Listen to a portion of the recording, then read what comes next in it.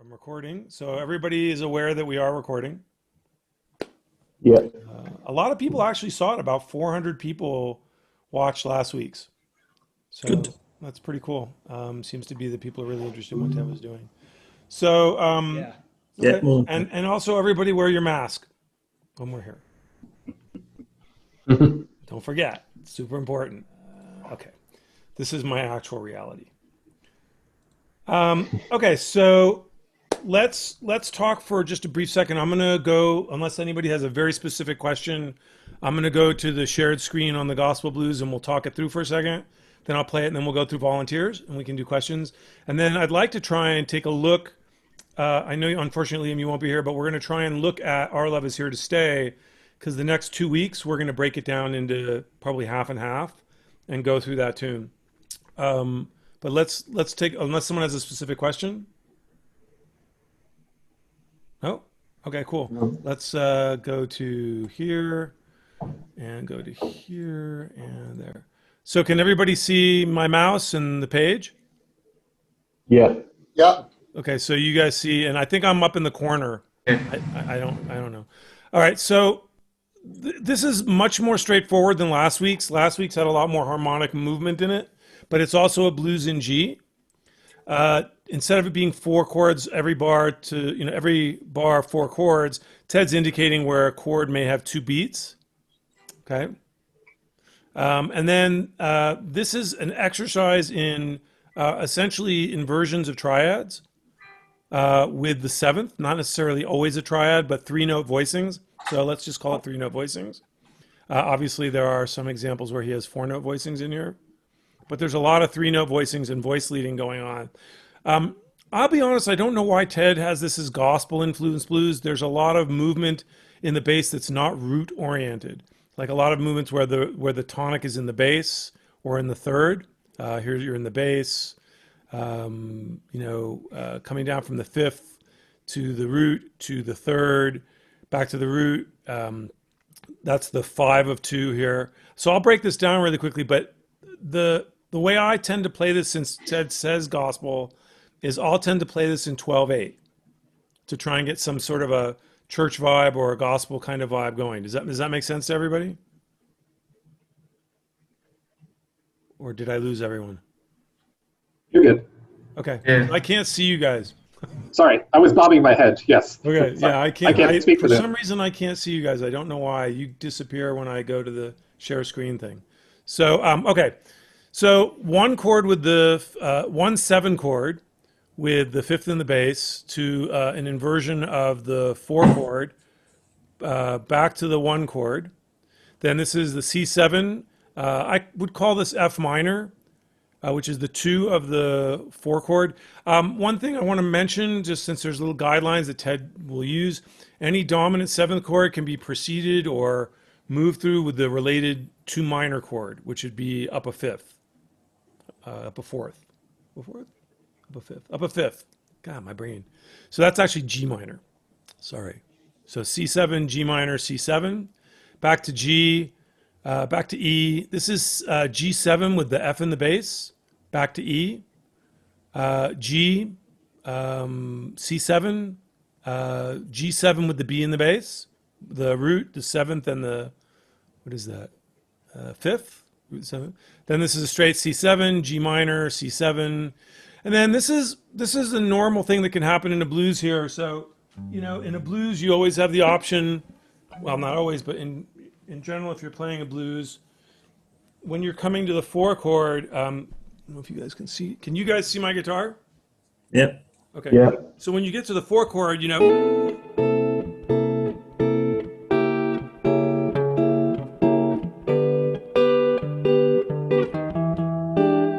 right? So you have that 4. You can also go to 4 minor. In the last blues we did, it went to.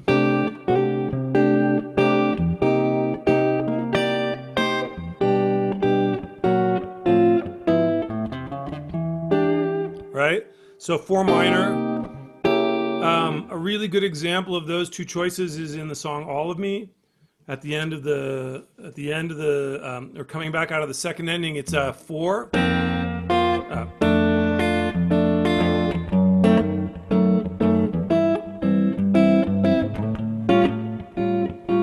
lot of guys will also play.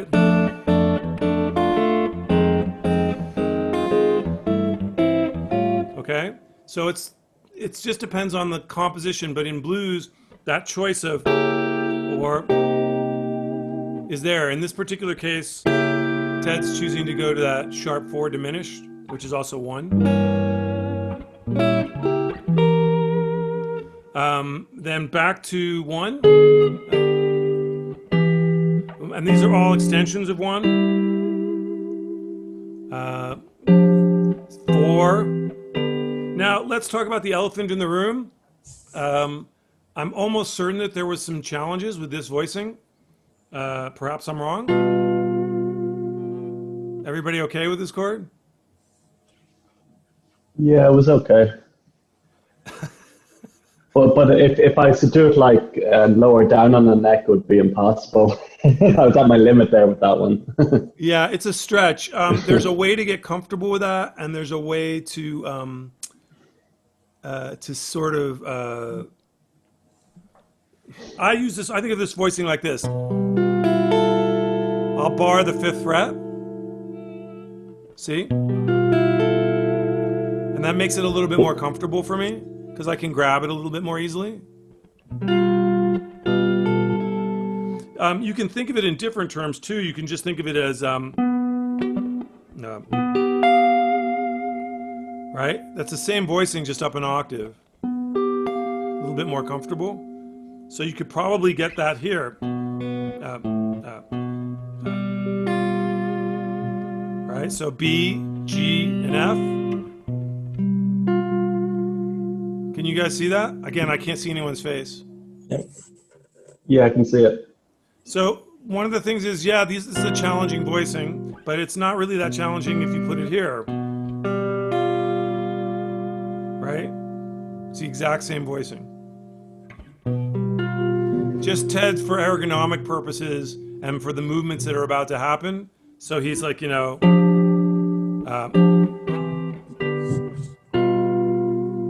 for him, that's a simpler move because the next chord is the same shape. So it's really, does that make sense?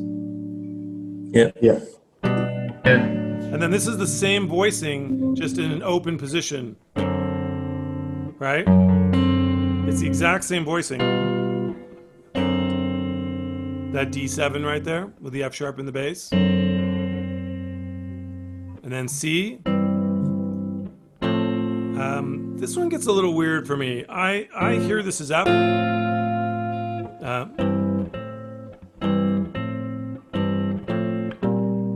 C7 with a B flat, C9, and then this is fun. I love this change. This is just G, and then this is kind of a chromatic voice leading. And then same sort of idea. Flat tritone substitution. 5/7, 4/1. Does that make sense to everybody? Yep. Yeah. Yes. Okay, so just because I can't, for some reason I don't know why I can't see people's faces. Let me see if I can fix that. But in the meantime, are there any questions about the sequence? And if not, does someone want to volunteer? I can volunteer. Okay, let me see if you play, but I'm going to see if I can get it so I can see your. Yeah. I don't know why I'm not seeing the Let screen. me get a good angle. Uh, Can you hear that? yes, I think I can. Okay, cool. Very nice. I'm going to take your advice and try to do it in 12-ish.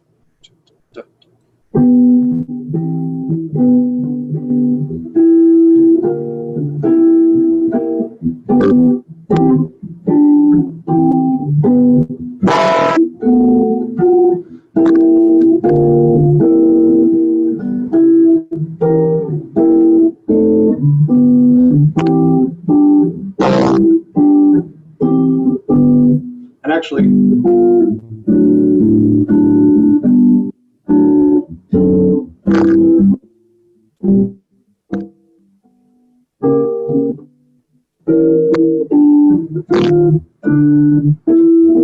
then,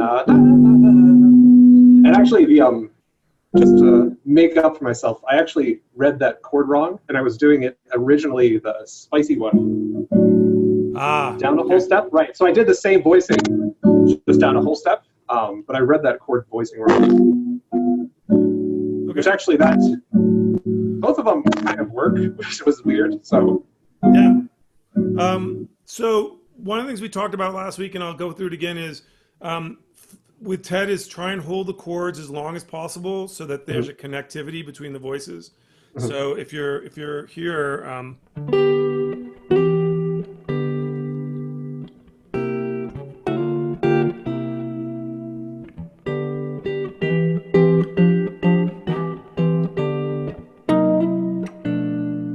so you can hear how they ring into each other a little bit more. Mhm.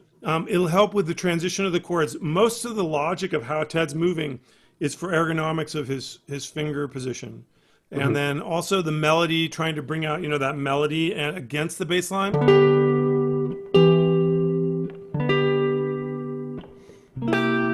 Now holding that G.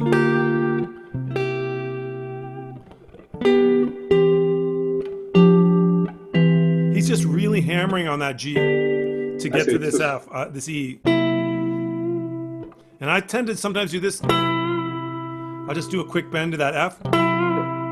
There's a little blues inflection. Yeah. That's cool. So like, kind of more like if I do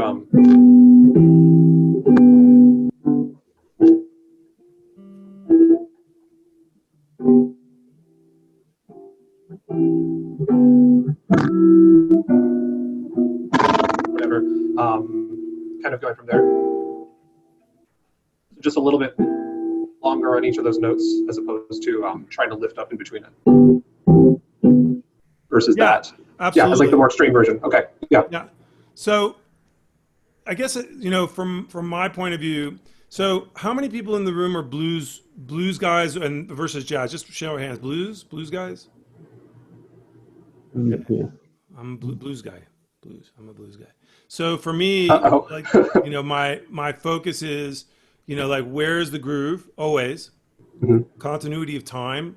So that Mhm. means if I'm having a difficult time playing any of these arrangements in solid sense of time, Mhm. I slow it down to half of whatever I'm playing it at that moment. Mhm. So that's that's one thing. The other thing is you know I don't get locked in. Like if I'm playing something like this, from how many people remember last week's assignment, last week's worksheet, right? So it's the Yeah. same context, right? Right. Mhm. So here is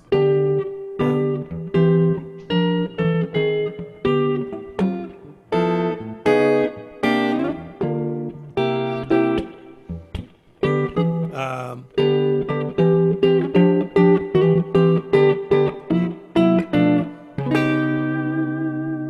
right. Mhm. That's I'm fingering it weirdly. It's it's D flat, natural 9, sharp 11. It's with a flat 7. So D flat, B natural, D sharp, and G natural. It's a really good chord to get to that next chord. But if I'm playing this, once I've got it under my fingers, I'm like,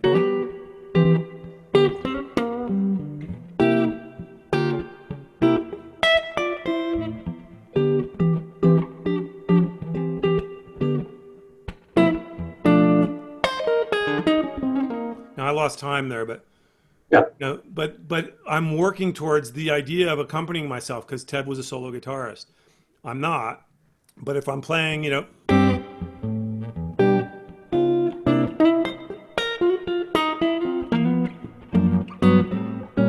right, I'm Mhm. looking at these worksheets as a way of accompanying myself. Or if I'm accompanying a singer, I can play, someone's playing the blues and it's got a gospel feel to it. Like even Sweet Home Chicago would fit over this, Mhm. or Route 66 would fit over this, Mhm. right? You know, so it's not. I don't want you guys to take it out of context. It's not an exercise. It's an accompaniment, and the more musical that you can make it, the more you can bring it into your own vocabulary. So that as you're playing, it becomes natural. Like when I comp for people playing blues, I'm not playing.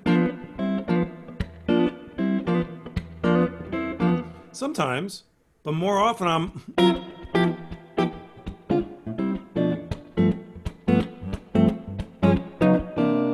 Right, more melodically, and those ideas are coming from having done all these little different blues exercises a million times to get them into my ears. Colin, you want to go for it? I can try. Can you hear my guitar? Yes. Yeah. Okay. Uh,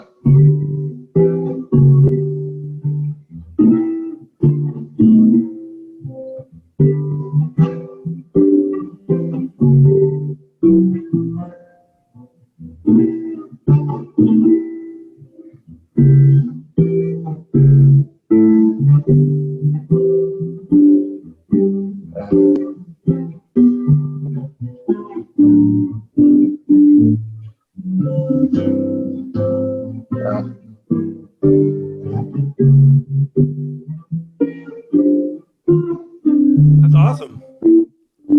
That was something like awesome. that, I also really liked all the embellishments. I like the rhythmic it's and the okay. chromatic embellishments. I thought those were really cool. You know, that's a Thank good. It's a good. you. Your right hand. Relax your right hand a little bit more. You know, Yeah, it's I'm nervous. okay. I don't. Yeah. Yeah, no problems. I Yeah. understand that. But yeah, I know I should be. Yeah. No, it's Miles Davis's line that I tend to stick with is if you hit a wrong note, hit it again so that we think you did it on purpose. Okay, so it's Yeah. fine, and these can be challenging. I think that a lot of people get stuck on this G7 chord, and Yeah. again, bar that fifth fret.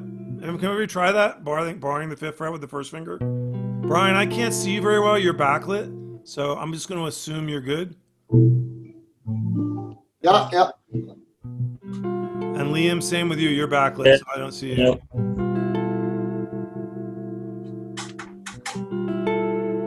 So, if you want to get really obnoxious, you can use the side of this finger to get the A flat for an altered chord with the same voicing.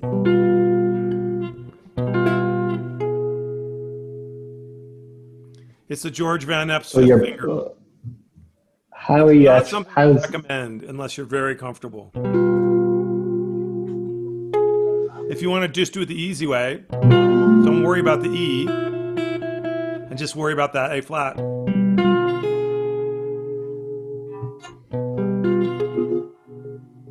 I love that color.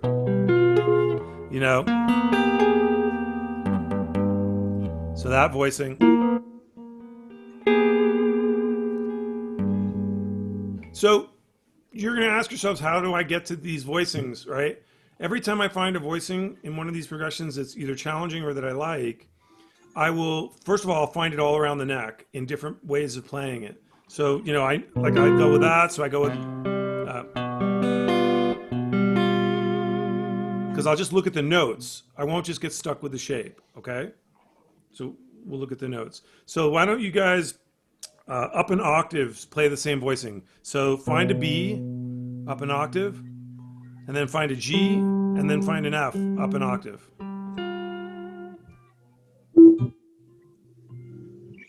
I'll give you a hint. Try the 14th fret of the A string for the B. That's kind of same register there, Colin. Oh, sorry. Oh, so up an octave. Yeah, up an octave.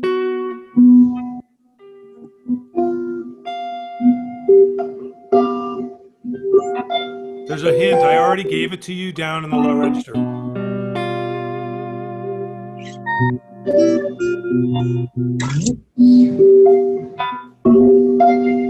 Does that make sense to you guys?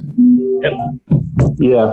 Do you how many people feel comfortable saying they know all the notes on the neck without thinking about it? In some keys, I guess. Yeah. Some keys. Okay, so are you familiar with the idea of neck mapping? I'm sorry, Stephen. Are you raising your hand saying yes, or because you're muted? Yeah, I'm sorry. Yeah, I was just agreeing with you. Okay. So neck mapping is a really useful way of getting very familiar with knowing the entire neck. You can start with the idea of like taking the white keys on a piano, right? Think of the white keys on the piano, all natural notes, and you map it out one string at a time. So the low E would start at, obviously a low E, and then you just know where E, F, G, A, B, C, D, E, G, A, B, C, D. I only go to 22 frets, right? And then do the same thing on all 6 strings and make a little drawing of that for yourselves. So then when you look at the neck, like I see all the natural notes. Boom. Like I'm looking at the white keys of the piano. And then you can go like one key at a time. So, you go to the key of G and put in 1 sharp. So now you know where, so that F sharp, that F natural change to an F sharp, and you make a map of that. What ends up happening over time, unless you're willing to sit and stare at the neck for long periods of time and just think of what each and every note is, including its enharmonic name, it makes it a lot easier to see chords and to hear melodies and to find different ways of playing things. Because if you know what the notes are on the neck without thinking about it, then when you see a voicing like this, I know it's B, D, and G.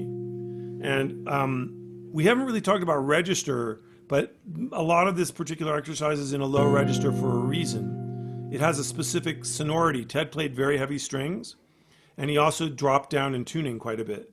This could be in a drop C or drop B, but with very heavy strings, so it had that rich, big, broad sound. But if you're working with these kinds of voicings where it's and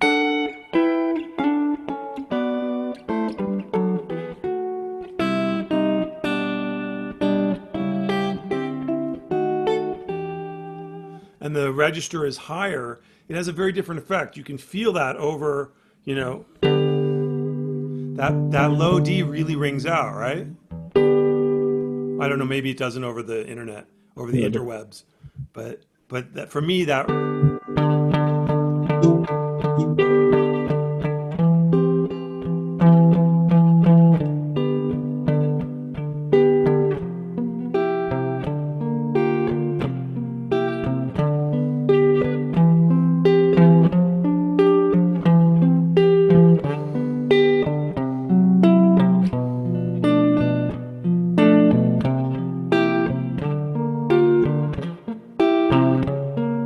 right? I'm hearing all that movement in that low register, which is maybe why Ted was hearing gospel. I'm not going to second guess Ted ever, but I will say that he's hearing all 4 lines moving. And again, I don't know how many people were here last week, but the same suggestion of if you want to really go through this, follow 1 line at a time, so you can just follow the bass.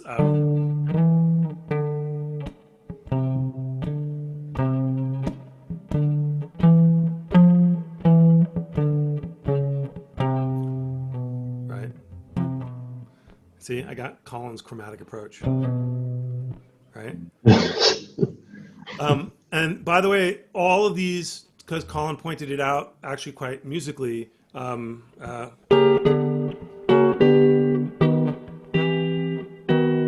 me see if I can do this. It's a little weird. I'd have to think about what I really want to do.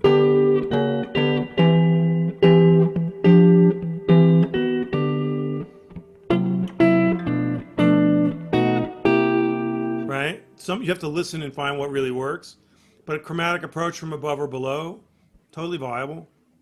We're running out of time. 10 minutes. I can upgrade now, gentlemen, and I'm just going to do it because I'm tired of this thing. I accept. I've just upgraded to Pro. Yeah, all right, well, we'll Venmo you or however you want to do it. This is so weird. I think this is being recorded, so I'm going to do this after we're done. So my credit card isn't part of the video. I'll do this after now. So we got 10 minutes. We got 10 minutes. Let's very quickly take, unless someone has a specific question, let's very quickly take a look at Our Love Is Here to Stay. I had a question. Yeah. Is there a reason that it just sticks to the 6th string for the bass lines? Say that again, please. Like, is there a reason it just sticks to the lower string for the bass line throughout the entire piece? I can't tell you Like, that. It's probably has to do with my guess his exploration of register. So again, those big heavy strings with maybe a tuned down feeling, that low D. He also might be, I mean, again, my experience of working with Ted, um, my experience with Ted was that all of these were about showing me something specific, showing the students something specific. So he heard something in this particular arrangement that he wanted us to hear and he wanted us to understand and learn. So bass movement, three note chord voicings, voice leading, ergonomic finger position. Those would be my guesses, you know, but I wouldn't suppose with Ted. Ted was a fairly unlimited, he was without limits in terms of what yeah, he could do. You know, if you're practicing this, I suggested this last week as well, but don't just practice it as the block chords. You know, although if you do try and make it even, nice and relaxed, like as I'm pulling off the string, all three notes are fairly even in volume. Can you hear that? yeah.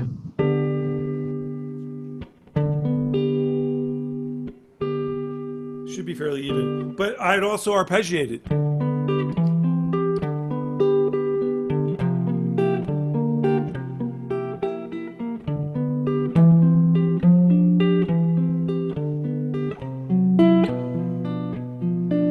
Right?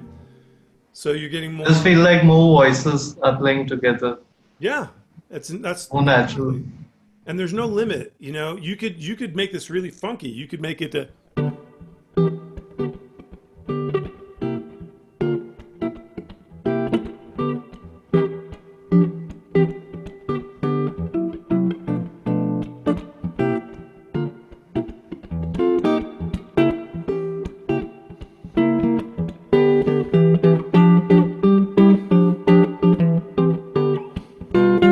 Right? It's again, every one of these is like a year of your life if you want it to be. There's Yeah, no for there's no sure. real limitations about how you can do this. So we're running out of time. I got 6 minutes. Do you guys want to look at the top of Our Love Is Here to Stay, or do you want to just set it up for next week so that you guys have a sense of how to start it? Let's I think we start can it. Yeah. start. Let's get into it. That's Yeah. okay. I wouldn't So all in mind. favor? All in favor? Yes. Yeah, go for it. Okay. Sure. So first of all, does everybody know this song? That would be a very important starting point. I listened to it once or twice. I haven't heard it that I know of. And I never really heard it, so the first thing I did was go to like Spotify and YouTube, and I listened to Nat King Cole's version a lot. So Good version. if anybody has another version, let me know and I'll write it down. Ella has one. You were breaking up. Ella has one. So Ella Fitzgerald. Sure, of course. I would say probably there's a million versions of this. Yeah. I actually recorded a version of this for the Ted Greene tribute CD I did. So I used this arrangement for the introduction, and then I comp for a vocalist. No, not for a vocalist, for a second guitar that I play. See, I don't even remember my own record. So this arrangement is really a lot easier than it looks. Way easier than it looks. When I wrote the arrangement, when I redid it, I chose to harmonize the melody of. But knowing the lyric and the story is part of Ted's thing, just so you know, because it helps with your phrasing. So the opening line is, "It's very clear." Now, I'm not going to continue singing because I have probably the worst singing voice in the world. But the lyrics are really beautiful. It's very clear our love is here to stay, not for a year. So that fluidity of like telling that story as a vocalist is kind of important in how you do this. I harmonize that first line with three chords, F sharp minor, so F sharp, E, and A. And then I just move up to G7. Right, with a G, F, and the B. And then I play B flat 7, sharp 9. It's a Hendrix chord just on the first fret. Bar the second fret, Rudy. With your pinky, bar the second fret. Okay. Yeah. So that's me. That was my harmonization. You can do whatever you want. You could do it in augmented chords. You could do it in fourths. You can do it, up an octave. It's anybody's call. But I wanted this B flat because it's an E. It's a tritone substitution of E. And then this chord, so a lot of people play it like this. I'm not comfortable.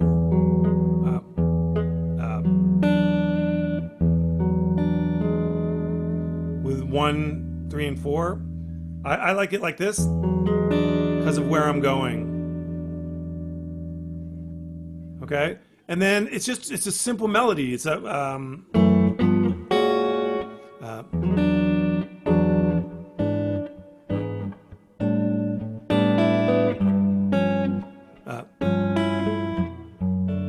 let me get that in time. So the notation should also help you with the rhythmic values. So from the E7, half note, and then here's Ted's unusual notation. So let me share this with you guys. And if we get cut off, it just means Zoom is a jerk. So from here, the E7. So you've got the block dots are played first, then an X, and then a square. That's how he's notating it. So while I'm holding that chord, and then that drop, that's still A7, D, and then the melody, bum, bum. That's an anticipation of the A11. Do you see again how that worked on the A11? You play all 4 dots, then you play the X, and then the square.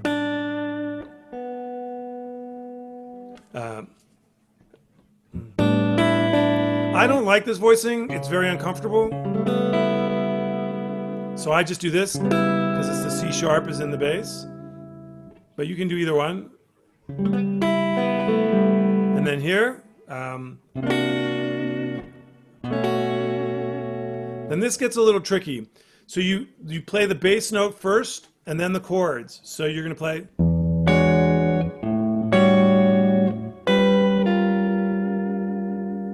Okay, let me play just up to there in context so you guys can hear it, okay? Unless there's a specific question. No.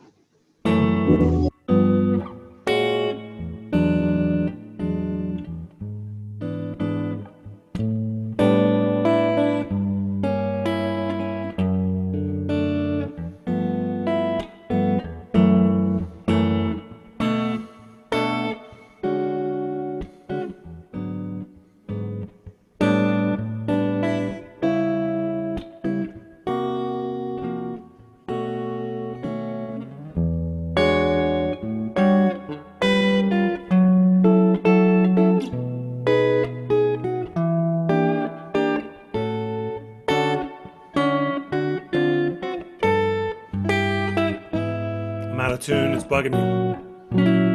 Okay, so that's the first page.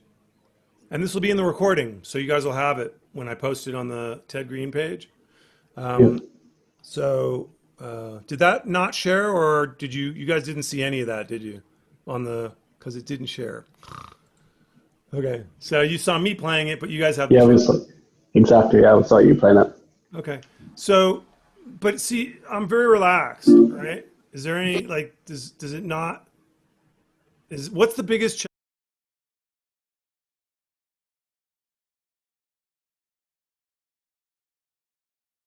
last week? So there was an issue about me going to Zoom Pro and people being able to support what I'm doing and how I'm doing it. And it turns out this takes quite a bit more time to organize than you would think. I was kind of surprised. So I talked to my wife and I told her about Ted. Ted never really charged a lot of money. I always paid him more.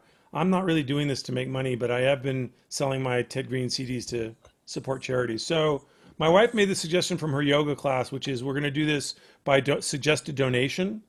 And I'll put links in the videos, but what we'll do is I'll still donate the same 30% of everything to charities, use the rest to pay for organizing this. And if someone has no money, they come, they participate. If you have a couple of bucks, my wife was saying like $15 as a suggested donation. if you can afford it. If you can't, just be in the class. If you can't, go.